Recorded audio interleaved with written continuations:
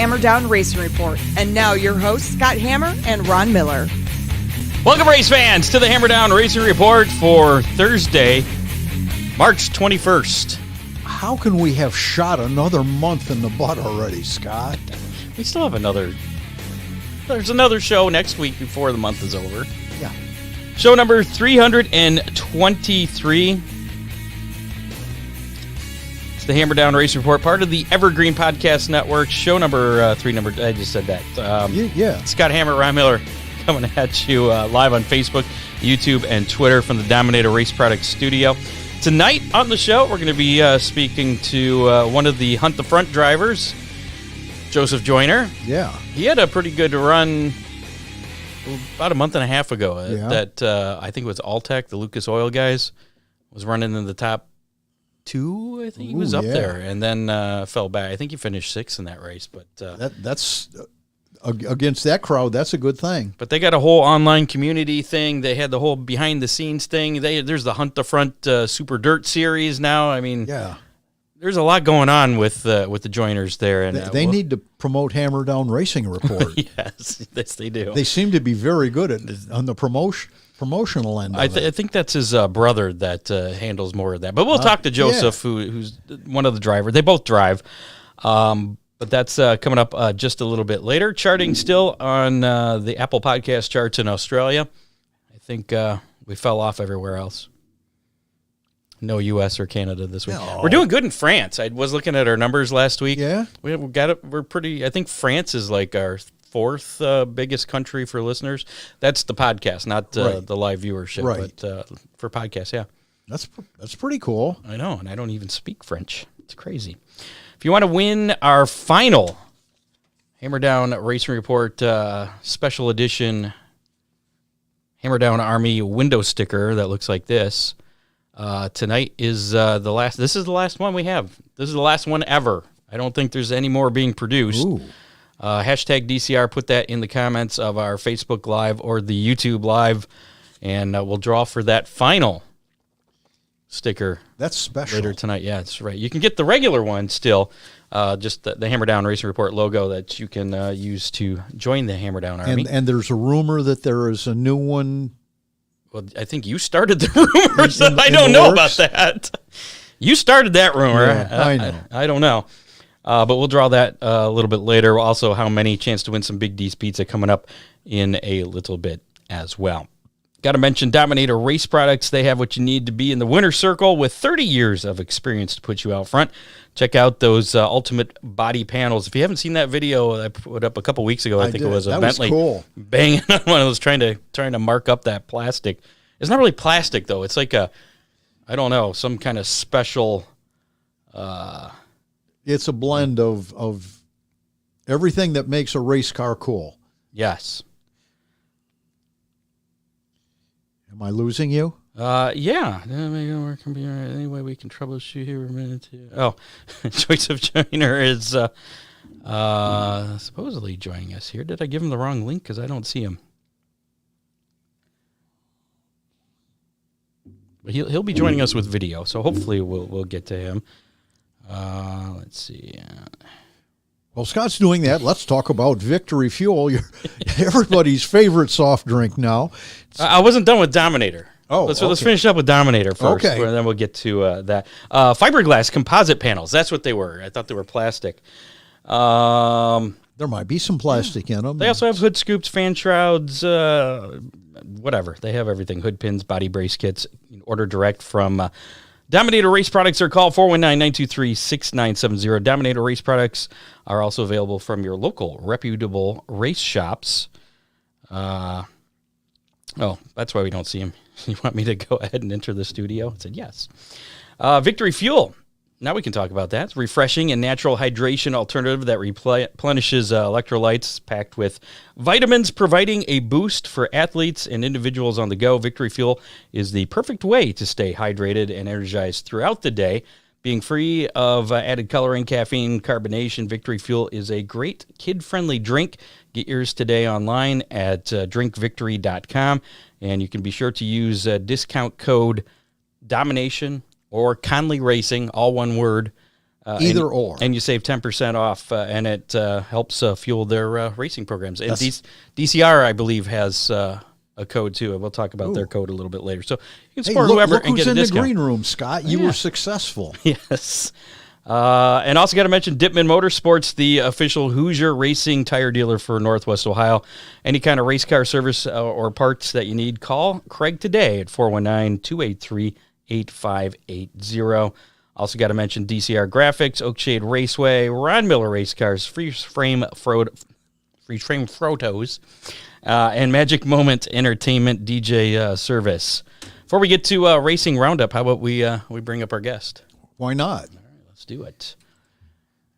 And joining us now, Mr. Joseph Joyner. How's it going, sir? Oh, good, man. How are you guys? Good. Hey, you sound good. Not surprised you got professional equipment there. Well, my brothers keep me hooked up. We do our podcasts and stuff, and they make sure we got good enough equipment that works well. So I'm fortunate to be. They just send me what I need and tell me to plug it in, so it kind of works out. Is that how it works with the race car too? Kind of opposite on that. Kind of the opposite. That's kind of my forte there. So. Gotcha. Well, let's start with the Hunt the Front stuff. Whose idea was it to start the behind the scenes kind of thing that was Hunt the Front, and did you think it would get as big as it has over the past few years? First off, absolutely not. There's no way we could have ever predicted any of that. Anything to be like it is now. I mean, we never could have imagined or dreamed we'd be where we're at. But my brother Jonathan, we've always raced. We come from racers. My dad raced. The night I was born, he's at the racetrack. It was championship night. You know what I mean? So, but racing's been all we've ever done, and but obviously at the much smaller scale, on the more local level, and stuff. And but we've always wanted to kind of make a career out of it and be what we done, full time. But never really seen a path to make that happen. But so this one day, we're out at the. Let's see. I think it's my brother that started. It was all his idea, kind of come up with, and the story, he tells is he was at a kid's birthday party. One of our friends had a birthday party, and is at somebody's house, and it wound up raining the whole time during the birthday. It was like a bunch of 10-year-old kids and stuff, and they're all cooped up inside, and they're all sitting there, and they're all watching this motocross racer. I have no idea who it was, but sitting there watching this guy's YouTube at this house, and there's 20 kids just sitting there watching this guy, and they're like, dang, why can't we do something like this for racing, so like this was over the winter sometime, going into the 2019 race season, and our first race was a couple weeks later down at Bubba Raceway Park, and my brother went and bought a couple GoPro cameras and stuck them on the race car and made our first video, and like it started from there, and it was wide open. It's been wide open ever since. Like, hadn't slowed down. If anything, it's just it just keeps going, And now a lot of other, even around here, a lot of other race teams have kind of seen what you guys started and kind of have hopped on that bandwagon, I guess, so to speak. What are your thoughts on that? Do you find that flattering, or are you guys, hey man, why are you guys copying us? And no, there's plenty of room, man. There's plenty of room. I mean, I don't think anything's a bad thing. Like, I think we were just talking about this a couple of days ago at the race shop. We were like, dang, have you guys noticed just how many people have YouTube channels now? It's kind of crazy, but it is wild. It seems like there's a lot more of that going on. And, I know that us kind of being one of the first to get going in that has definitely, helped us kind of become a bigger channel, you know what I mean? Just because we kind of pioneered a lot of it. But at the end of the day, it's still cool to see a lot of guys, getting on the YouTube and making content, it's getting people interested, it's keeping people looking at what's going on and seeing things they wouldn't normally see, all the race fans and stuff. So it's good to see that. And by all means, make videos and post them, And it seems to be helping your own racing program. That's the only way we operate our racing program. Like we couldn't do anything like what we're doing without everyone's support that we have from the YouTube. And now, does the YouTube? I don't need to know, your financial numbers, but does that fully support you and your brother's racing, or? Not by itself, it couldn't. Okay. But it definitely the audience that we have there and the people that want to see us race. We have our merchandise online website, htfmerch.com, where you can buy all of our t-shirts and hats, and We have a lot of, like our specific driver shirts and stuff like that. We also try to have a few like lifestyle style shirts and hats and stuff that people could wear to go anywhere, and kind of, go out in the crowd and have a nice looking hat or t-shirt on. So we have that as well. And also have our Patreon page there at patreon.com. Where our fan club members kind of get some extra bonus content and a podcast we do and some things like that. A lot of racers are going to be wondering, have you gotten any sponsorship because of your program?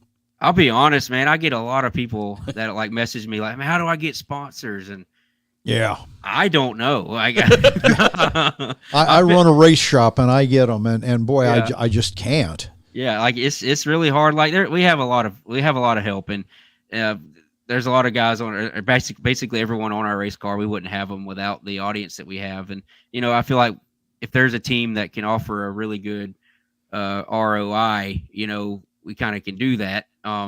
Just with the audience and talking about people's products and businesses and stuff. And we have a lot of really good product sponsors, like a lot of guys that help us out, and we do our best to make sure that when people see us bolting on a part or a piece to the car, we know where to send them so they can get the same thing we have, and we do our best to try to help that.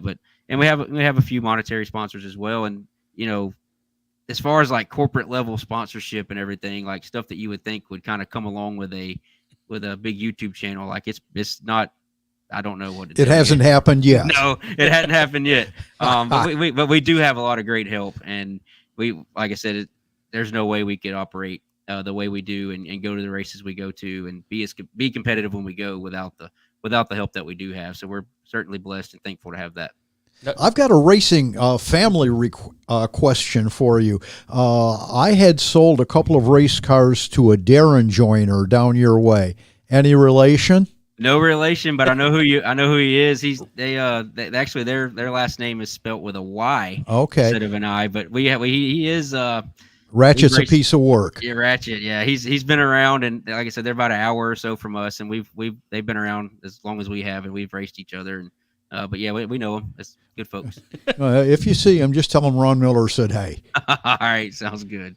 So do you get a lot of people then that come up to you at the racetrack and go, "Hey man, I saw you on YouTube. I know you." Yeah, it's everywhere, and it's everywhere we go. And everybody that comes up, they're like, "You don't know me, but I feel like I know you." And I feel like that's one of the most common things. It's either that or, "Wow, you are a lot shorter in person." So it's one or the other. But yeah, there's a lot of people that come up everywhere we go, and they we shake their hand and take pictures with them and stuff like that. But it's really cool. I never would have dreamed or thought that we'd be people that go to, a racetrack or go to a big race or something somewhere, and people are standing around looking at us. You know what I mean? Like, why is that? I don't understand. So it's pretty cool. Let's talk about Joseph Joyner, the racer, now a little bit here. Before we get too far into that, who is the better driver, you or your brother?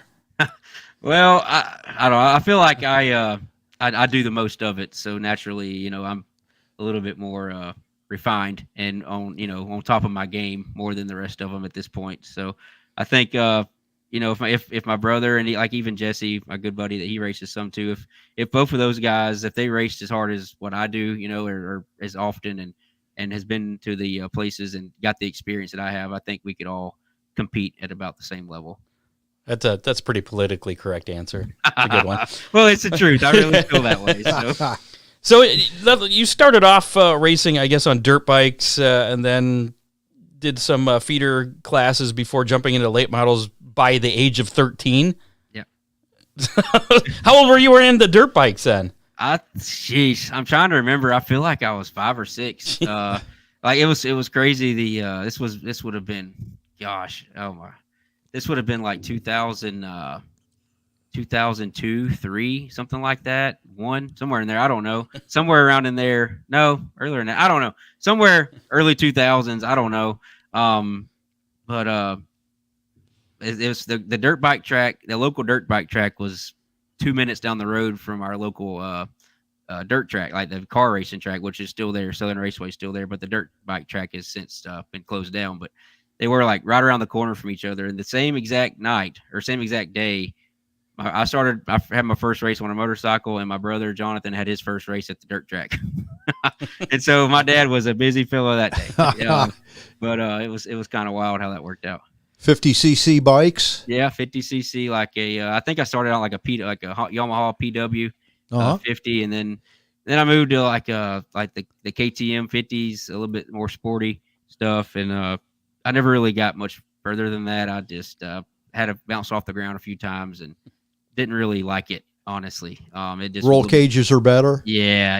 It was a little bit too rough, and yeah, I got hurt a couple times and kind of was scared to go after it after that. So we kind of backed off from that deal. Now, you, like I said, you've been racing late models then since you were 13. Not to give away your age, but about how many decades have you been running late models then? Well, I'm 30 now. So you've been doing it for quite a while. That'd be like 17 years. Yeah, we've made plenty of laps. I think my first laps in an actual late model car was towards the end of the 2013 racing season. I started no. I'm sorry, 2000. Gosh, I'm confused. 2007 racing season. Oh, Yeah. So I started in cars in 2006. I know that. I started in like a lower division bomber car style metric car, and raced that for a full year, and then moved up a division to what was called the hobby stock class, and raced that in 2007 for majority of the year. Then we got in a 604 crate late model at the end of 2007. so how did your first year in a late model go? Well, my first full year went well. It's one of the best seasons I've ever had, which we were all racing local, just weekly Saturday night stuff. But in 2009, I think it was 2008 was kind of a struggle. I guess that'd have been my first year. I think I won 2 or 3 features just right here close to home.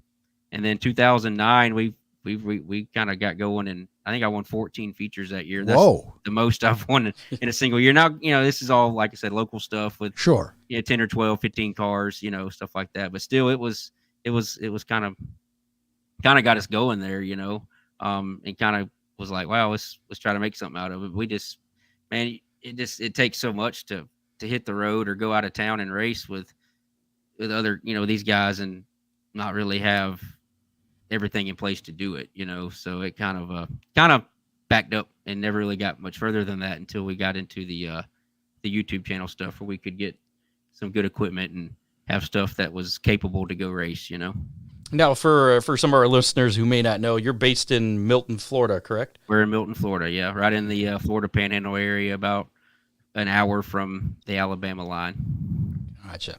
And in your late model career, you've had multiple track championships. What? How many and where at? Gosh, okay, so I know I've got a couple of them here at Southern Raceway, and a couple of them here at another racetrack at Northwest Florida Speedway.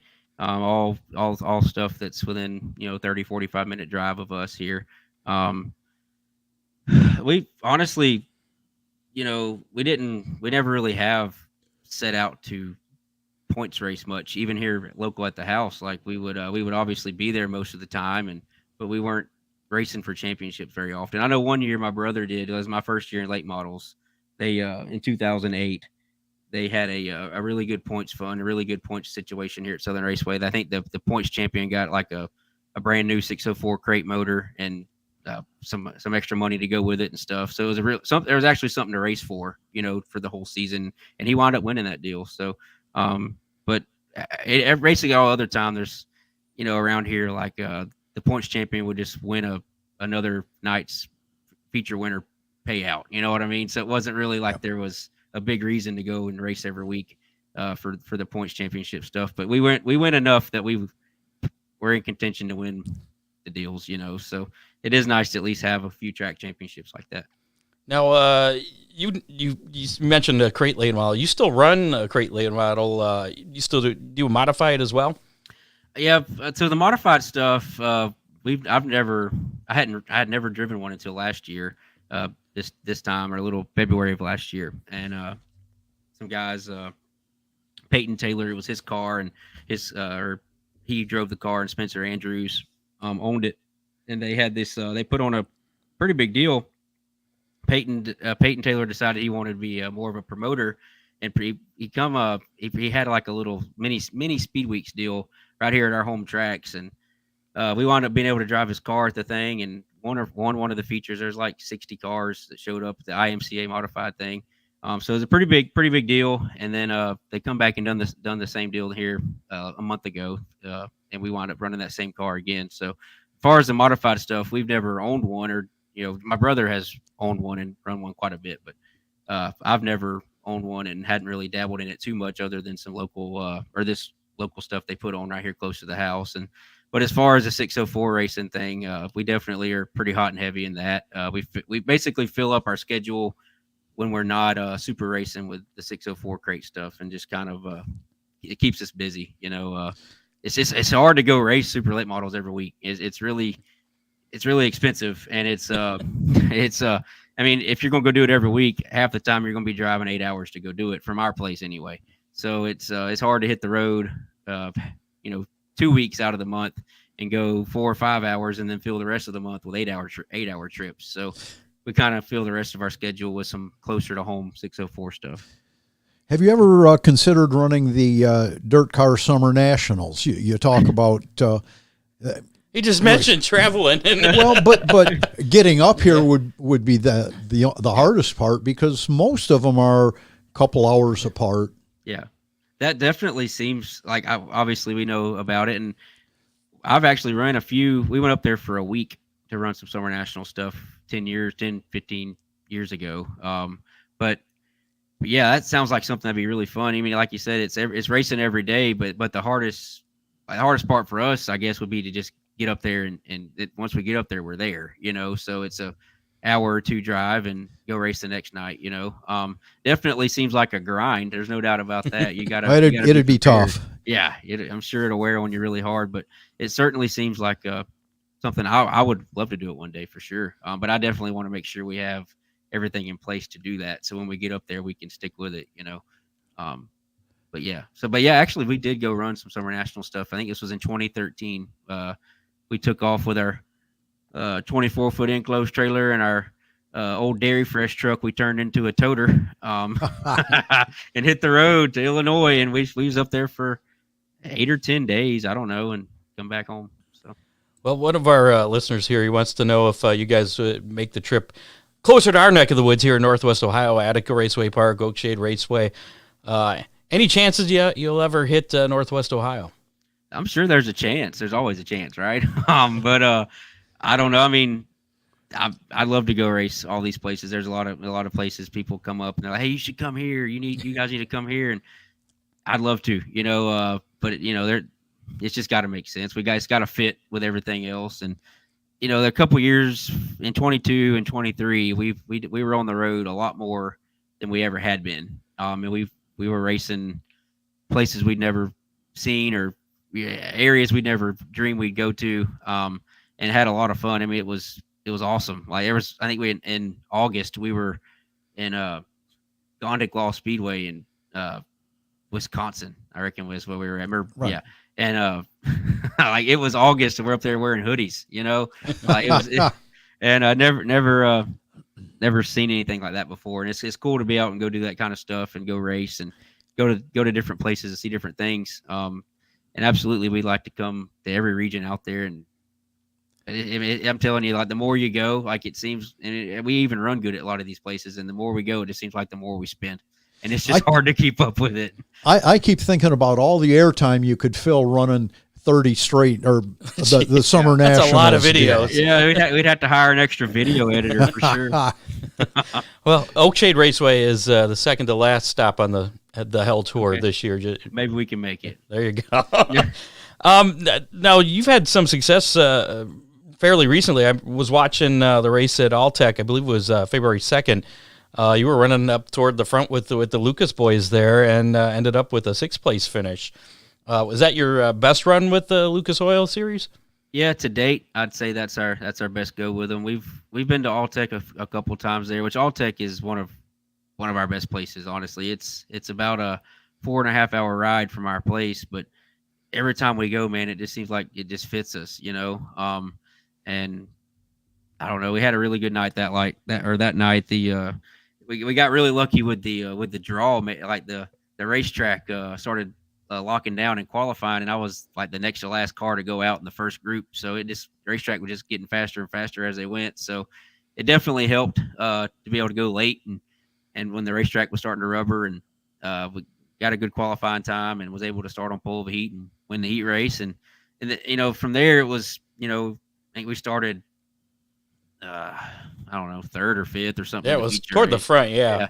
And it's like from there, it's like, okay, the whole time it's like we just need to do whatever we got to do to make sure we maintain, and like just not fall like a rock here with these guys, and not be a fluke to qualify up here because of the track rubber. Just kind of make the best of it, and we did. I mean, we worked on everything and had everything it went really well, and made a bid for the lead there against RT. And I feel like if it was anybody else, I could have cleared him, but it's like he's seen me and caught another gear and took off. I'm sure there's been a lot of people in that situation that he's kind of took off from like that, but it's like, man, I feel like I had him dialed up, and here he come right back by.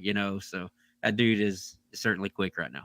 But it was cool to get up there and race and be around that kind of company. Like anytime we can go race and be up front with that level of cars, like I don't know how to explain it, but the way you race around those guys and the way they race you it's different than like your regional or local level stuff. Like I don't know what it's like. Everybody knows what the other person's fixed to do, and they're already like 3 moves ahead. And it's just really cool to be a part of that behind the wheel.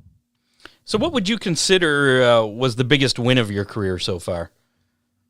Well, monetarily, we won a big 604 crate race at Super B Speedway in Chatham, Louisiana. It's been in 2021. It paid $50,000, so that was wow. That was a big deal. And there was a few good cars there, and quite a bit of participation in that deal. So we went over there. I'd never been to the place, never seen it or anything, and we won a heat race, or started up front and wound up winning the race. So that was really cool, and that was a big one for us. And that was in the crate late model. Was in the crates. Yeah, 50,000 to win for 6. Yeah. Wow, you could buy a couple of motors with that. Yeah, or at least put back the one that they tore down in Tech. Yeah. We also won a pretty big 604 race at Alltech too, late in 2022. I think it was. It paid $27,000 to win there. So that was a big deal. It's a big family memorial type event, and a lot of people show up for that thing. A lot of good cars, and we was able to get by them and win that one too. So as far as the crate racing stuff, I'd say we've had a really good a run in that deal. But the super stuff, we lucked into the National 100 there at Phoenix City 4 years ago now, 4 years ago, and was able to win that one. I think it paid $15,000, and we've won a couple 10,000s, and I don't know. I think like the best accomplishment I've had behind the wheel is qualifying for the World 100 there in 2021. We won a B main there at Eldora. First time we've been there racing, and it was every time I hadn't qualified for one since. You know what I mean? So it's a really, really tough deal there at Eldora, and we were able to win us a B main and make the world. So I'd put that up there above anything, even though it only paid $3,000 to start the thing. I feel like that was quite an accomplishment for us. So now you started this Hunt the Front Super Dirt Series. Tell us a little bit about that. So my brother's kind of my other brother, Joshua. He's the one that's kind of heading up that deal, and it's kind of his nest egg or his baby that he's kind of took over and making sure it works really well. But it's certainly something else. Like we felt like there was a little bit of room there here in the Southeast for a strong Southeast touring series that could it's like a regional series. It's a regional series here. Alabama, Georgia. We're in South Carolina. I think we got a couple races in North Carolina, Mississippi. I think we get to Kentucky this year. All in the Southeast region down here.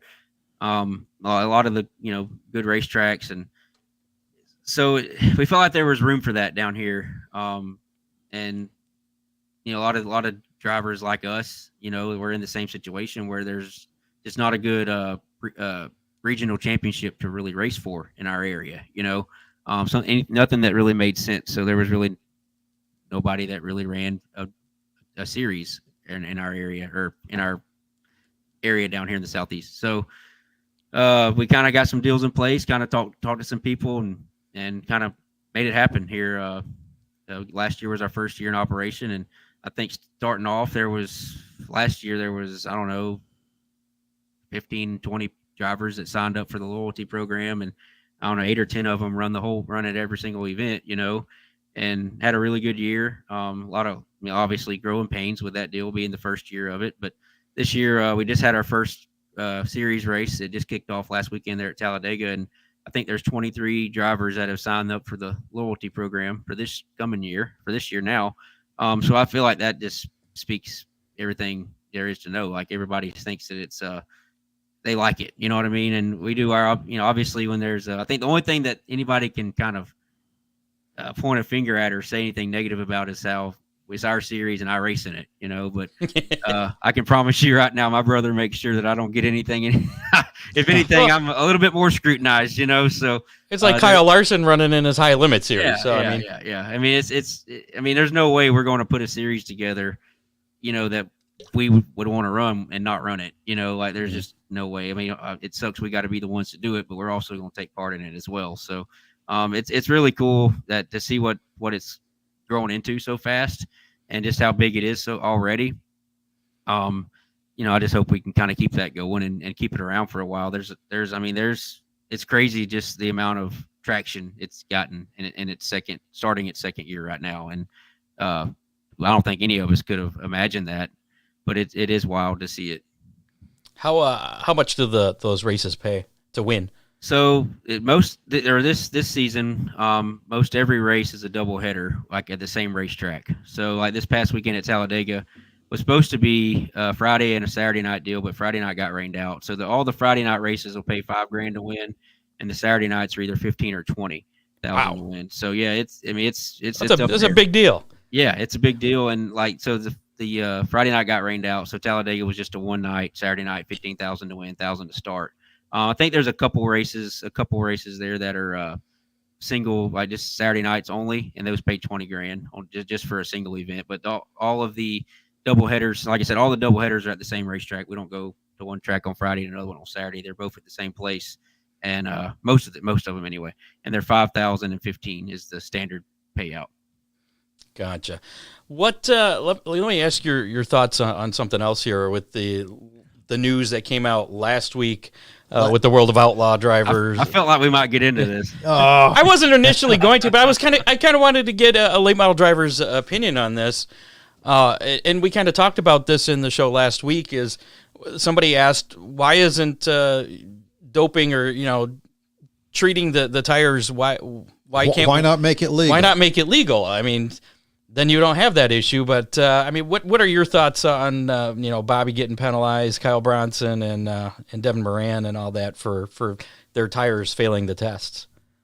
Gosh, I mean, it's really tough, man. I mean, you want to look at this deal and be like, no way anybody's cheating. You know what I mean? Like, no way anybody would do anything like that. And like you see at the end of it there, a couple of days later, when Bobby makes his Facebook post and he writes up this long deal, and you kind of can look at it as a driver and be like, I feel like if that were me and I would have had nothing to do with anything on my tires and gotten popped, I would have wrote the exact same thing. Like I feel like I would have sat down and that would have, like, I don't know. It's really believable. You know what I'm saying? Yeah. But also, I mean, I've had plenty of tire samples taken. I've never had a problem. I don't ever fool with any tires. So I don't know what to think. And I don't know what to think about it. I mean, everybody always, you got half the people hollering about how the process is flawed and this, that, and the other. And I'm sure that there's a better system. I'm sure we can come up with something better. I don't know what it is. Don't ask me. But I'm sure that there's a better way to do it to, not have any questions about things when things come back like they did. Man, it's just really tough. I'd like to think that nobody's doing anything. But all I can speak on is my experience. And I know that I don't do anything on my race tires and I've never had a problem. You know what I mean? That's the only thing I can say that I know is a fact, I find it hard to believe that Bob would allow anything like that to happen on his kid's car. Well, that like they know when they go down there, they're racing for a win and they're going to more than likely get a sample taken. Like they know that, that's the reason in going. If they didn't think they were going to be up front enough to get a sample taken, they probably wouldn't have went. But I do know in racing there is right from the very beginning, racing's been about who can get an edge over their competition the best. That's what racing is, in a nutshell. I mean, who can go to the Pushing the racetrack. limits. Yeah, who can go to Within the the rules. racetrack and knowing that they're going to have a better shot of winning than the next guy. But that's not even a gray area. It's not just something. It's black and white. That it is. It absolutely is. But I do know that there's stuff out there that people are ahead of the game on just trying to be all this undetectable stuff. Not only just tire doping, but lots of things that bolt onto the race car that aren't exactly what they're supposed to be. There's no doubt that the guys you see. Here's what I think about dirt late model racing, and probably all of racing, but I can speak on dirt late model races. I don't think that you can take probably 50 guys, 40 or 50 guys, and put them in any race car, and they're all going to go the same speed. Like, I don't think at this day and age, I think there's 40 or 50 guys that can go just as fast as the next guy can. No matter what. Everybody's capable of going really fast and driving their car fast, making good decisions behind the wheel. So when you have that level of competition and there's 50 cars that show up and all 50 of them can win the race, somebody has to have something the other guys don't. You know what I mean? Or, then there's also a lot of luck and a lot of variables involved. But I'm just saying there's no one – you can take, you can probably name 40 or 50 drivers that are just as good as anybody else that when they're all at the same racetrack like Eldora or somewhere where they're all at the same spot, you could pick any one of those guys to win and nobody be surprised, I don't know. It's just kind of like qualifying last when a track locks down, right? You're right. Yeah. So you thought I wasn't paying attention. No, I knew. Yeah. I mean, I know how it is, man. I mean, it's just tough because I don't think that there's anybody that necessarily outdrives anyone throughout a whole race night much. You know what I mean? Like anybody can wheel, all these guys can wheel. And it's all about what you can get to get you that extra 10th or 2, All right. And I'm not going to sit here and call anybody cheaters because I don't know, but I just know how racing is. I didn't mean to put you on the spot. No, we'll let you off of it there. You look like you're feeling a little uncomfortable. You're good. It's just a matter of he's been there and done that. The question: do you test tires for the Hunt the Front Super Dirt Series? Absolutely, yeah. There was so. And have you had any issues? We haven't. To my knowledge, no, we haven't. Okay. And I just want to make one thing clear: is I don't do anything with the series other than drive my car in it. You know what I mean? Like I'm completely disconnected from anything that goes on the that side of things like that. My brother, handles all that. And as far as tire testing, I wouldn't know if anybody came back illegal until I seen it on Facebook. Does the series use the same lab? We use Blue Ridge Labs. Okay. I know that. Yep. That's just kind of the standard, and I don't think it's never a problem until it is, and I don't know, like I said, I don't know what the answer is. I don't know. Well, obviously fingers were pointed at them. Figures, just all across the board. It's just a bad deal all across the board. Everybody said, nope, not me. I didn't do it. Right. It's a bad deal. I don't know. Like I said, I don't know the answer to this deal. I know it's like if it was me and I didn't have anything wrong with my tires, I would be really, really upset. Oh, yeah. I would probably, I don't know what I'd do, but I'd be really upset. I'd be like, how the hell did this happen? Yeah. Where's the disconnect or something? I'd have a hard time going back to the racetrack knowing that process is still in place. So I don't know. So what are your plans for this season as far as where you're going to be running? What are you going to be running? Do you have plans or do you just kind of make it up as you go? Yeah, so basically our main plan that we know we're doing is we're going to run for the championship there on the Hunt the Front Tour. We'll be doing that again. Who won the championship last year, your inaugural season? Josh Putnam wound up winning. Okay. It come down back. It was between me and him there at the last race. I think. And you let him win, right? I didn't let him win. No way. We were doing all we could, but I think the last night of the deal, we were 4 points ahead and literally had probably the worst night of racing possible. So, just way it goes. So, we wound up second. Josh Putnam won, and I think Will Harrington was third in the points there. It really, really tight points battle the whole way through. Definitely between us three for the point there, and Putnam wound up getting through there at the end. But yeah, we'll definitely be running our deal this year, the Hunt the Front Tour. Looking forward to that. Like I said, we had our first go with that thing at Talladega this past weekend. certainly didn't go well for us. Didn't go well for us. We had to take a provisional and started last, and then we just wound up 18th time it was all over with. But just a bad night at the racetrack, but it's all good. We'll have that and move on, try to get better. But that's our main goal is try to be there at all those and be up front at that. And we also we plan to be at Eldora for the Dream and the World 100. Plan to go to that, and from there, I mean, other than that, that's like our concrete things that we know we're going to do. And then from there, we just kind of fill in our schedule, like I said, with some local or regional 604 races that kind of would make sense, or some regional or local super races that make sense. Just stuff that we ain't got to go and burn up the road, and go places we think we can run good, or take a couple weeks off and absolutely jump on the Hell Tour. There's nothing wrong with sitting at home a weekend every now and then. Like it's tough, man. Especially in the heat of the summer, you're out there and you're run ragged, and I don't know what the temperature's like up there. And, cold, rainy. We're experiencing second winter. Yeah. Well, we had spring 2 weeks ago. Yes. Right. That darn groundhog. One of our listeners here wants to know: does your whole family work on the cars? Off and on, yeah. For the most part, though, I would say it's me and two other guys that are full time in the shop. Me and Jordan and Dusty, basically are the shop crew. But there's when we're making a video, in the shop during the week, my brother Jonathan's there. Obviously, he's filming, but he's grabbing wrenches or holding something, and he'll fill in as we need him if we're behind or if we look like we're on to stay late. He'll stick around with us and make sure everything's going good. And Jesse's in there more than he isn't, I'd say. He's basically our tire specialist, if you will. I mean, he's he gets them done by the time they get to go to the racetrack. He'll get them mounted and grooved up and stuff for us. But and then other than that, I mean, sometimes my wife will show up and she'll bring the kids or something to eat, for us if we're staying late.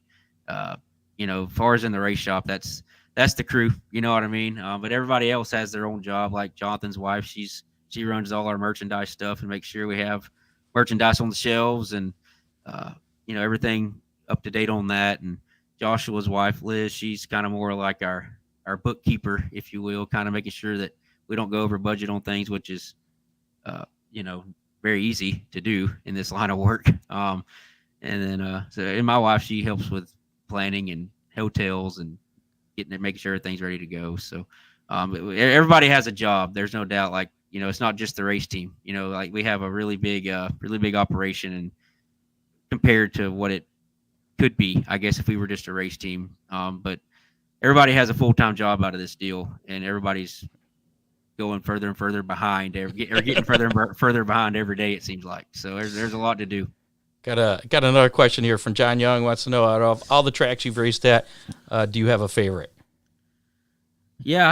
I mean, there's a few of them that I really like going to. I mean, Eldora is kind of the Holy Grail. It's the Holy Grail, man. When you go up there and there's all them people, and the racing is good there anyway. I mean, you can race across the place really good. So, I mean, I know it's cliche to have that as an answer, but we've always dreamed about going to Eldora. That's why they call it the Dream. Right, exactly. And so now we're able, we go there, and we've been up there now. Like I said, I think the World 100 in 2021 was our first time racing, and we've been there in 22 for both races and last year for both races. So even still, we pull in the gates and get our wristbands and everything and get parked, and it's wild. It's still kind of surreal to be able to be there and be a contender in that deal. I think it was at the Dream this past year. We had two really good prelim nights and wound up hitting the invert perfect and starting on pole of one of the heat races Saturday. And I'm telling you, I couldn't sleep. I has been a long time since I'd been nervous about a race, but I didn't sleep, and I couldn't do it, and I wound up wrecking big time, but I literally, was in my head bigger than I had been in a very, very long time. But just because of the magnitude of that kind of event and being able to be there and being on pole, to win a heat race and start up front here. I think I was going to start on outside pole if I'd have won of the feature, so wow. it's like I couldn't handle it. It was way too big for me, you know. But now having been there, if we find ourselves in that situation again, I think we can handle it. So, A couple of our listeners, one of them wants to know your current chassis builder and who does your motors. so we have a couple different deals. Like on our super late model stuff, we have 2 Longhorn cars. They run really well. Good folks to deal with. Pleased with that program. With one of our super motors is a J Dickens engine, strong motor, runs really well. I'd recommend Jay to anybody. He does really good work, really easy to deal with. And we just recently got a Clements motor from Clements Race Engines, also very good. I mean, they live up to the hype. You know, everybody wants one, and there's a reason for it. So, I would recommend any of that to anyone. Also, like we have some a Capital race car here with a crate motor in it, and the Capital stuff's been really well to us. Those guys there, Shane and all that group there at Capital, work really hard, and they do a really good job of trying to get everything like it's supposed to be. And so we're proud to have that car, and it's got a Race Tech crate 604 motor in it, and I'd put that motor up against any legal 604 crate motor out there. I mean, he does a really, really good job. He's going to get all of it he can out of it and keep it within the boundaries. So all that works really well. And I think we also have a new one coming to put. I'm going to put another 604 motor in it. It'll be a 28 special car, kind of an under the radar, smaller chassis builder there out of Minnesota. Jeff Provenzino builds them, and we should have that here in the next 3-4 weeks, I'd say. So we're excited to see how that works out. Awesome. Well, I know we've gone longer than I had told you we were going to go. Okay. So I apologize about that. What's your next race you got coming up here? So this coming Saturday, we're not really doing a whole lot. There's a lot of rain going around and stuff. Up here too. Yeah, but it looks like we might be able to. There's just a local racetrack having their season opener here at Deep South Speedway in Loxley, Alabama. It's about a 45-minute ride from our shop. They're having their weekly season opener. They're paying like $1,000 to win for the 604s. I think our my buddy Jesse, he runs a good bit of 604 stuff with us, and we're going to take him over there and let him run that deal. That's the plan, just to go over there and kind of have. When's your next race though? So my next race will be in not this coming weekend, but next. We have a Southern All-Star Series event here close to the house, right here at Southern Raceway. They're coming into town for a doubleheader. Racetrack's 15 minutes from the shop, so we kind of need to be there for that. You know, like that'll be Easter weekend. That'll be Easter weekend, yes, sir. I think it's the 29th and 30th. So our plan is to be there for that. If that's what we're looking forward to next. Well, our guests typically go on to win their next event, so that's why I asked. So, so don't let us down, man. All right, sounds good. No pressure there. Make the next one a big one. Okay, we'll do all we can. So before we let you go, where can people get merchandise, follow Hunt the Front, all that good stuff? Our merchandise website is htfmerch.com.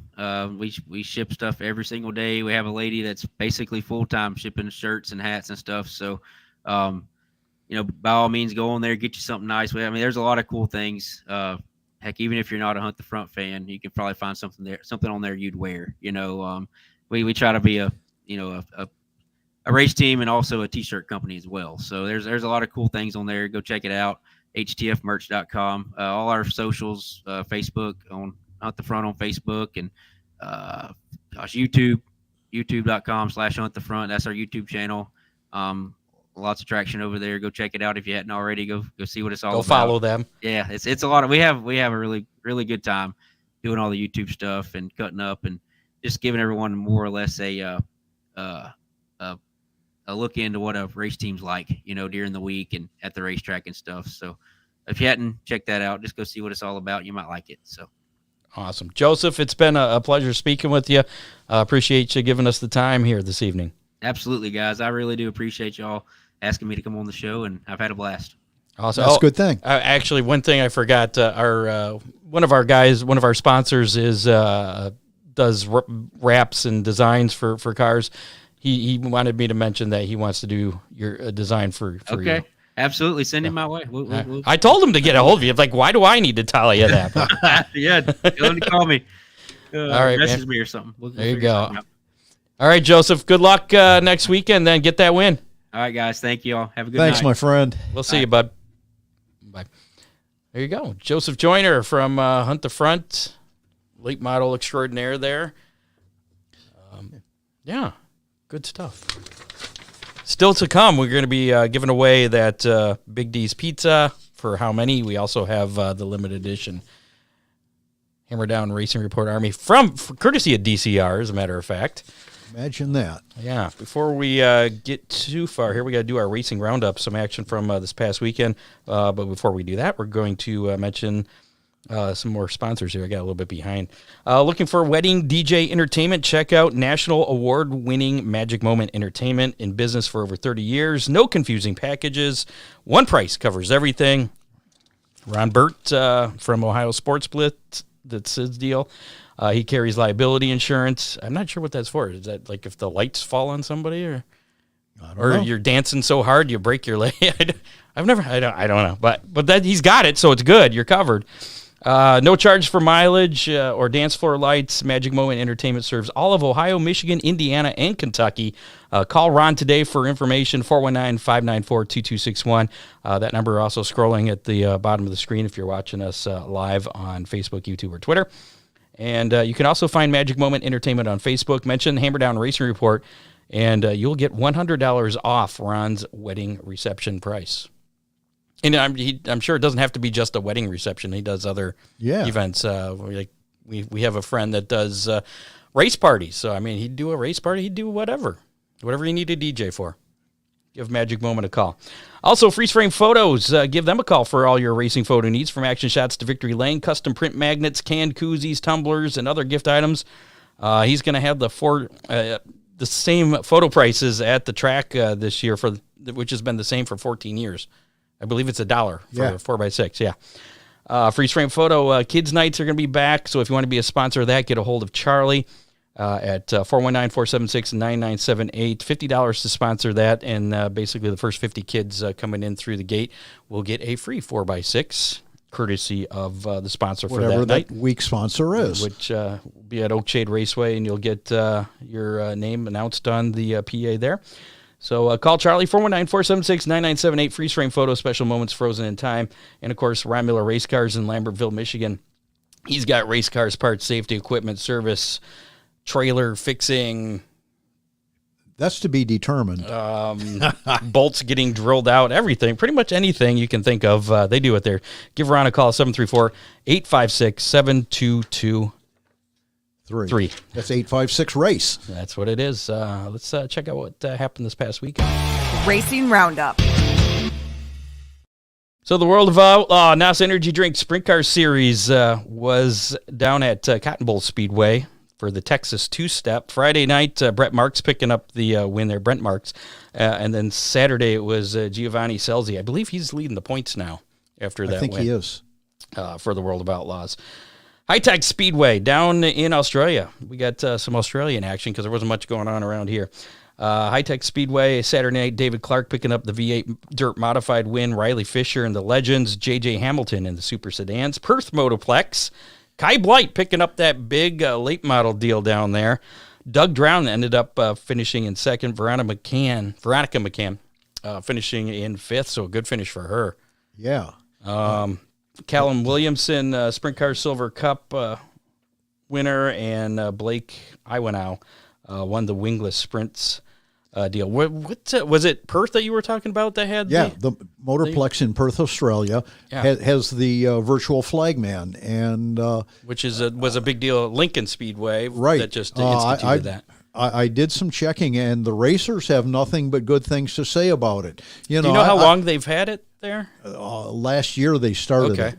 So the racers kind of like it. The really cool thing, Scott, is that they've got 8 cameras around the racetrack, and if there's any question up in the tower about who caused what or how it happened, they have a replay system. They have instant replay, and they can go back and check it out.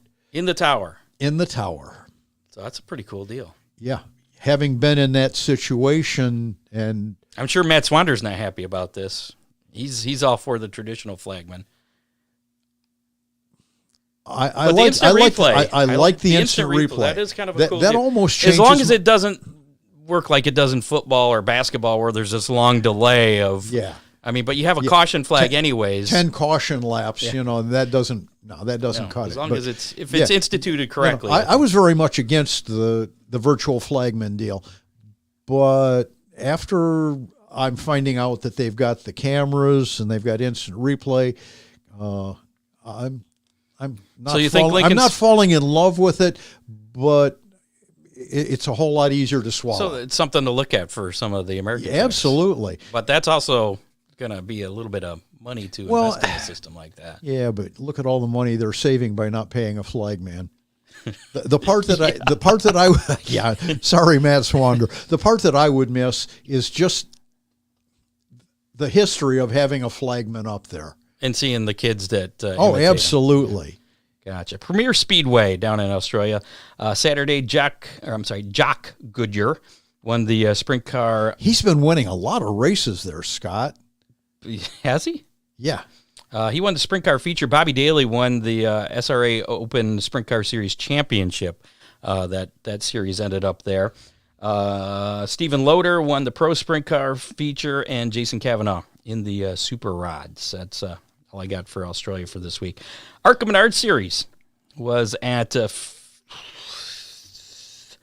never mind. They weren't. That was old. That was old news.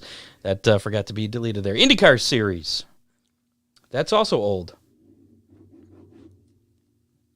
I believe. Was the IndyCar this past weekend? That was 2 weeks ago, wasn't it? I'm not a big IndyCar follower. I believe it was. NASCAR. This I do know. Bristol Motor Speedway this past weekend. Saturday in the Truck Series, Christian Eckes picking up the win in the Weather Guard Truck Series race. And then Sunday in a very weird... race at Bristol. Oh boy, yeah. Denny Hamlin saved tires to pick up the win there. Very popular win too. I mean, the crowd went wild. And the other half with booze. Yeah. But yeah, crazy stuff there. I don't know. And then we actually took IndyCar was 2 weeks ago. See, I was right. Somebody's a freaking moron, forgets to delete the stuff off his prep. That's me. Speaking of the Bristol thing, we did a Twitter poll, and we'll have to we'll check on that in just a second. Okay. Let's do a couple more commercials here. Oakshade Raceway, where the fastest meet to race. UMP Dirt Car Summer Nationals coming July 13th for the birthday race, a $10,000 to win deal. American Late Model Series Memorial Day weekend, the Barney Oldfield race. That's going to be a $5,000 to win. Just announced and just posted a couple days ago. Is the 1,000 to win Papa Boiler Dominator Superstock Spectacular. That'll be on September 14th. And then, of course, opening night's coming up on Saturday, April 27th with the Sportsman Dominator Superstocks and the Compacts. And then after that, it's racing every Saturday night through the end of September. OakshadeRaceway.com. Check it out. Schedule on there. Subject to change. I think they're still working on possibly some more September dates as well. Right now, they're all full shows of late model Sportsman, Dominator, Superstocks, Compacts. And you can also follow Oakshade Raceway on Twitter, Facebook, or Instagram, or TikTok. I think that's it. Oh, DCR Graphics, your vinyl racing graphics provider. They do full wraps, partial wraps, number decals, sponsor decals, decals of just about any kind. Including the decal we're going to be giving away here a little bit later on tonight. If you haven't done hashtag DCR in the comments of our Facebook Live or YouTube Live, then do so. You still have time to do that. If you already did, then you're good. They got this deal going on right now still where they'll do a design for this new video game coming out this fall called and that's really cool. Yeah, $20. He'll design your very own late model. You don't have to have a late model. Just if you're a race fan, you want to have your own car in this game, $20. He'll design a late model for you. You just get with Dale there and tell him what you want, what number you want on there. He'll make the design for you. $20. That's all it is. Or if you have a late model and you want that design in the game, he can do that too. It's all the same. And you can race against yourself. You can race your car in the game. But yeah, that's supposed to be coming out, I believe, November, and we're going to be giving away some copies of that. Oh, that's cool. When that comes out. And thanks to Dale for hooking me up with that. You can call or text Dale at DCR Graphics, 419-308-9523. Check them out on Facebook at facebook.com/DCR Graphics. They are your local choice for wraps, decals, and more at the best prices you'll find. And you can also order your official Hammer Down Racing Report window sticker from DCR Graphics for just $5. He'll even mail it to you, bring it to the track, whatever you want. Just slap it on your race car if you got one. Tag us in a photo or send a photo to us, and you'll be in the Hammer Down Army. And we'll report on your finish each and every week, as long as you submit it. So I don't have to track them all down. Got a little bit of racing news, and then we'll do our how many. How's that sound? Ron, does that sound good? Yeah. I need your permission. Oh, well, certainly. Latest racing news. Okay, thank you. I appreciate that. Speaking of which, this Bristol deal, something caused the racetrack at Bristol not to take rubber on Sunday. The tire used on Sunday was the same tire they used in the 2023 race last fall on the concrete, but it had different results. Teams were thrown for a loop as they noticed a set of tires would only last 40 to 60 laps in the 500-lap race. They only had 9 sets, I think, to begin with. Yeah. And they were down to the cords. I mean, they weren't just a little worn. They were gone. They issued an extra set. NASCAR issued an extra emergency 10th set in the middle of the race as the teams were worried they'd run out of tires by the end of the race. The only difference between 2023 and 2024 on the track was the use of resin in the bottom lane to support grip in the lane. In that lane specifically, last year they used the PJ1 compound. Apparently they switched because it was supposed. I don't think it was in the bottom lane, wasn't it? Yeah, no, it was in the bottom lane. Oh, okay. But they switched the compound because they were worried the PJ1, if it rained, because Bristol is now one of those tracks where they can use the rain tire if they needed to, that the PJ1 would become too slippery with the rain. So that's why they went to this resin, and they don't know if it's the resin that caused it. There was a lot of finger pointing. Yes, there was a lot of finger pointing, but it produced, I guess, the most lead changes of any race outside of Talladega. It was crazy, Scott, because somebody'd get to the Daytona. front and be blazing fast, and 5-6 laps later, they'd back up. Yes, and that one green flag pit stop round that they had, the guys that had the fresh tires, it looked like the cars that were still on the track that hadn't pitted yet were under caution. They were running like caution laps. Yes. They were so much slower, but we did a Twitter poll.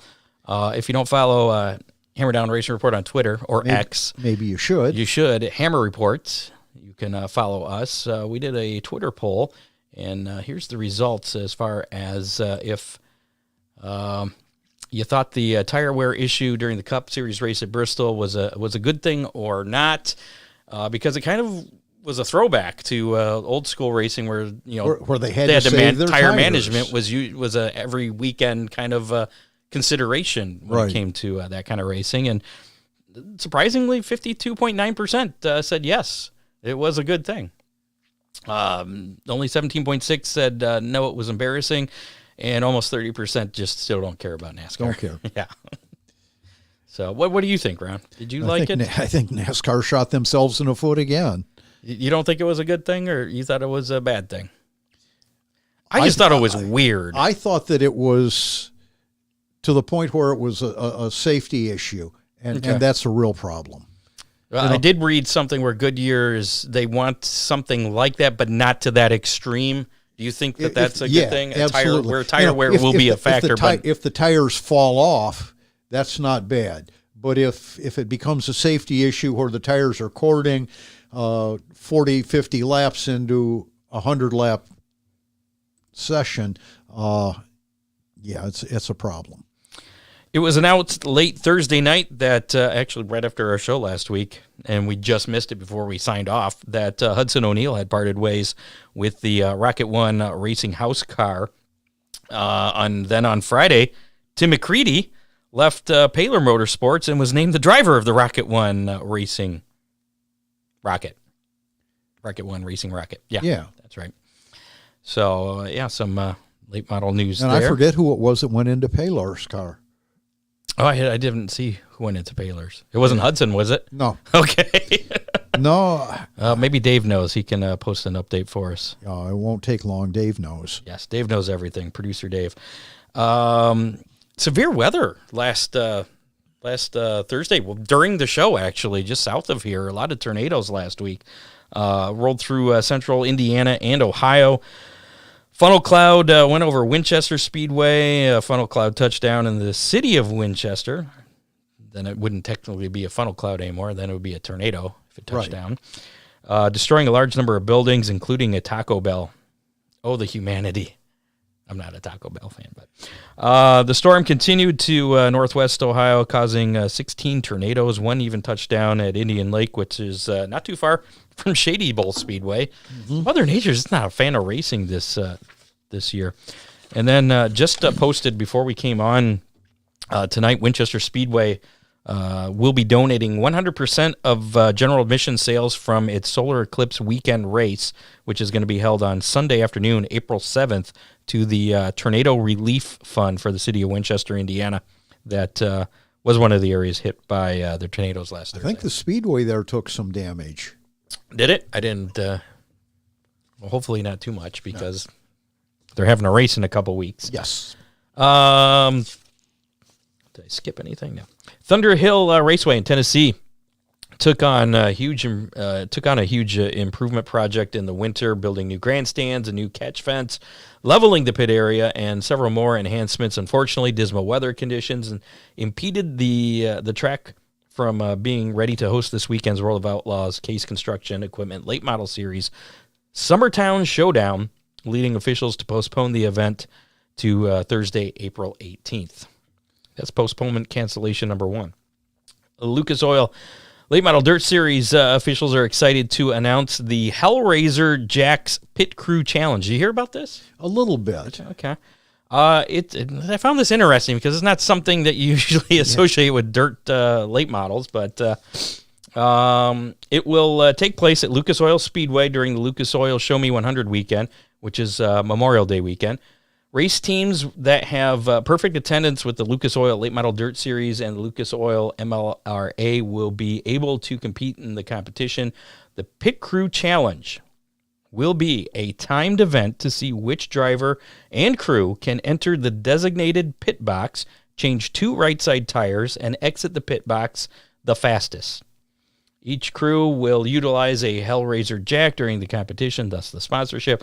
The winning team of the Hellraiser Pit Crew Challenge will receive $2,000 in cash, plus a new Hellraiser Demon Jack, valued at $1,515. The second place crew will receive $1,000 in cash. There will also be a $1,000 cash award to the best appearing crew, which will be judged based on their crew uniforms and overall team appearance. I don't know. Okay. That's kind of open to whatever there. Yeah, it'll be interesting to see how creative some of the teams get, because the wide 5 style hubs that are prevalent on dirt late models aren't really known for being really good at quick pit stops. So it'll be interesting. I wonder if they'll be practicing though. Somebody will. This. Yeah, that's not too bad of a. Cody Ferguson, by the way. Okay. In the Paylor ride. Oh, thank you. A forecast of below freezing temperatures for March 22nd and 23rd, that's tomorrow and Saturday, has forced Attica Raceway Park officials to postpone the season opener once again. So Saturday was going to be the rain date, but it's going to be crap this weekend. So really, really cold. So Attica is going to have to wait another week. Yeah. How are we looking for that weekend? The last weekend, the Easter weekend. Scott, there's storms coming in on the West Coast right now that really have me concerned about the weather pattern for the next few weeks. So we're going to have to get Ryan Weekman back. I'm afraid that we're heading into that Ryan Weekman pattern that repeats every 7 days. Speaking of bad news, with the likelihood of rain showers at race time on Friday at Atomic Speedway, the Lucas Oil Late Model Dirt Series officials have agreed to postpone the Buckeye Spring 50 to this Sunday. So it's not canceled. It's just pushed back from Friday to Sunday, flip-flopping over the Brownstown date on Saturday night, which is still on at this point. Right. So, the Brownstown, they did move up the schedule, though, for Brownstown 1 hour. On-track action begins an hour earlier. Gates will open at noon with on-track action set to begin at 5 o'clock at Brownstown. And that's it for our... This Thursday night. News. No, we still have a couple things to give away We do. in our race. Got to give menu away a coming up here. sticker. Yeah. Let's do how many Pizza? first. Let's give away some Okay. pizza. Everybody likes that. I do. How many? So last week's how many was how many laps will the 28th place finisher in the NASCAR Truck Series race at Bristol complete? It was a surprising number. It was a lot. It was. Out of the 250 laps, the 28th place finisher finished 245. And that was Mason Massey. 5 laps down. 5 laps down, yeah. And There were some truly ugly trucks finishing that race, too. I don't think I updated our numbers from last week's show, so I got to look back on here. Where are we? So you said 175, and I said 171. So congratulations. I win. You were closer there. Or better yet, you lose. Yes, I lost. That's true. And as far as, I forgot to do this. We are going to have to spin the Big D's pizza wheel. Ooh. Because we actually had a tie for our listeners. So let me type in these two names real quick. Somebody picked 245? 247. That was the Really? closest. Two folks. Wow. Trevor Trevor Hunt. And Herbie Haynes. Just There we go. Herbie would have done. Well, I like to be thorough. So we're going to spin the Big D's pizza wheel. Let's get that on the screen here to find out who's going to win this week's Big D's pizza. Here we go. Again, both of these guys picked 247, so they were just 2 off. That was pretty good. Yeah. And it looks like it's going to be Herbie Haynes, crazy hair, picking up some Big D's pizza. 30 days to claim your pizza from tonight. After that, then you'll have to try and win again, I guess. So congratulations to Herbie. If you would like a chance to win Big D's pizza next week, our how many was going to be how many late models and 410s would be at Attica tomorrow, but we all know the answer to that. It's going to be 0. And the rain date is Saturday, and the answer to that is 0. Yeah. So we had to come up with something different. So here we go. This one's kind of long. Yeah, it's a little long. How many more events on the Big D's racing menu? These are the events we're going to talk about here coming up. And there's some in Australia that I'll point out are going to be postponed or canceled for this weekend. Not including the ones that already have. That's not, it's postponed to a different day. It's not postponed from 4 o'clock to 7 o'clock. Correct, yes. Right. Switching a day, postponed by a day at least. So the Attica one, that's not going to count because we have already had that. The World of Outlaws one, that one's not going to count either because we already had that. And the Atomic Speedway won't count. So we're starting at 0 right now. Right. With those 3 in consideration. Yep. So those already happened, so we're at 0. Any more that happen, that's how many is going to be. Does that make sense? I don't know. So we better do that so the folks have some idea. So if you're smart, you might wait until we go through our Big D's Pizza. Now, we've got half a dozen people that don't qualify as menu. being smart, Scott. We'll go through the Big D's Pizza race menu here, and so you know what races that we're going to be talking about.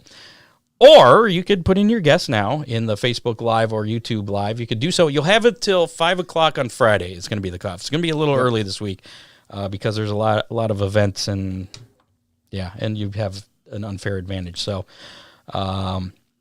let's do that racing menu, and then you'll have a better idea what we're talking about. This weekend's Big D's Pizza Racing Menu. And we'll leave the question up there on the screen. So Lucas Oil first off, the Attica Raceway Park, of course, we mentioned, canceled for this weekend. Rain date also canceled, so we're going to look ahead to Easter weekend for them. Lucas Oil Late Model Dirt Series. So don't count Attic. That one doesn't count. The Buckeye Spring 50 at Atomic does not count either. That has been moved to Sunday, March 24th. Brownstown Speedway for the Lucas Oil Late Model Dirt Series. That's still on in Brownstown, Indiana for Saturday. World of Outlaws Case Construction Late Model Series Summertown Showdown, as we mentioned, that's been canceled due to the weather and the fresh track conditions that they had there. It wasn't ready for it. World of Outlaw NOS Energy Drink Sprint Car Series. The Blue Bonnet Showdown at Big O Speedway in Ennis, Texas. That's tomorrow. And the rescheduled Cowtown Classic at Kennedale Speedway in Kennedale, Texas on Saturday. As of right now, those are still happening. Right. The Truck Series, NASCAR Truck Series in action at Circuit of the Americas, the XPEL 225. That'll be Saturday, March 3rd at 1:30 on FS1. I'm pretty sure that they're not going to cancel any of the NASCAR races because they're on the road course and they can just throw on the rain tires. Xfinity Series Focused Health 250, also at Circuit of the Americas on Saturday at 5 o'clock on FS1. So you got two races on Saturday with NASCAR there. And then the NTT IndyCar Series. This is an interesting kind of made-for-TV deal. Right. The Thermal $1 million Challenge at Thermal Club in Thermal, California. That'll be on Sunday at 12:30 p.m. on NBC. It's a non-points exhibition event that's going to have 2 heat races and then a 12-car all-star race.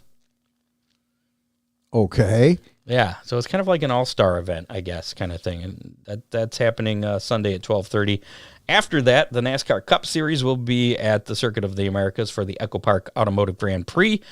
Starts at 3:30 on Sunday, and that'll be on Fox. Now, we do have 3 events going on in Australia this weekend, too, on our race menu. So these will also count. Okay. I don't know what the weather in Australia is supposed to be like, but nope, we have 2, because that one was from last week. 2 in Australia. Esperance Motor Speedway, the Supermod State Title and Junior Sedan on Saturday, March 23rd. And then Murray Bridge Speedway, Sprint Cars SA Speed Car Champion. What is that, Southern Australia? What's that say? Yeah. Southern Australia Speed Car Championship and Street Stocks, also on Saturday at Murray Bridge Speedway. So what do we got? 1, 2, 3, 4, 5, 6, 7, 8, 9. 7, 8, because there's 2 of those. 9, 10. So 10 events out of those 10 events. So the most that could be postponed or changed is 10. And we know the NASCAR and the IndyCar stuff is not going to change. Right. There you go. There's your hints. Put in your guesses for how many to win Big D's Pizza for next week. Good? Yeah. Let's do a drawing and get the hell out of here. You and I get to pick, though. Oh, you're right. We forgot to do that. Oh. You get to pick first because this is for how many? Yeah, since you won that. I was going to wait for you to start stuttering. Nope. Out of the 10, I'm saying 8 are going to make it. So 2 is going to be. 2. So your number is 2. 2 is my number. I'm going to go with 1 then. Ooh. Got me boxed in a corner. Going with 1. I see a lot of bigger numbers there, but we'll find out.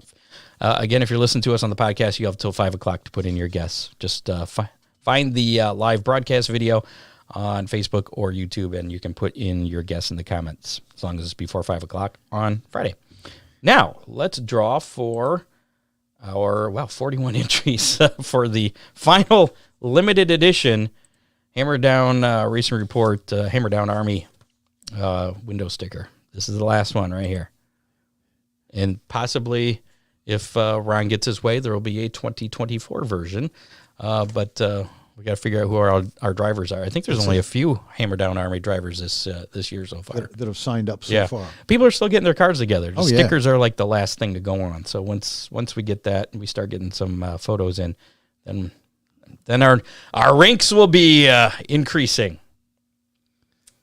Okay, let's do our giveaway here. For the final limited edition Hammer Down Army window sticker, you have a 1 in 41 chance of winning. Who's it going to be? Brian Nelson. Congratulations. Has he won? He's won how many before? I don't know if he's won one of the stickers. So, Brian Nelson, you got the very last special edition Hammer Down Army sticker courtesy of DCR Graphics. So, congratulations. Pick it up at Ron Miller Race Cars. Here we go. See, I gave the sticker to Ron, so now it's in his hands. And I think that's about it for this edition of the Hammer Down Racing Report. Did I forget anything? Nope. I thought I saw a question pop up there on the. Ron, did mine get mailed out? Not yet, but I did. But I did go to the post office actually, and my wife went to the post office and got the envelopes to put them in.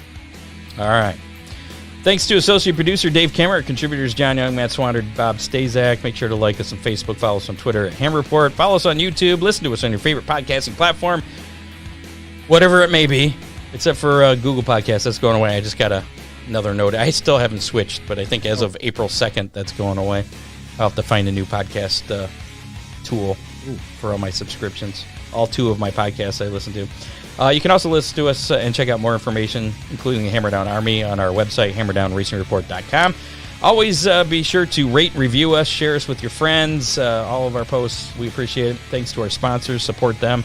DCR Graphics, Dominator Race Products, Oakshade Raceway, Ron Miller Race Cars, Freeze Frame Photos, Dipman Motorsports, Magic Moment Entertainment. Don't forget, $100 off. That's a big deal. That service there.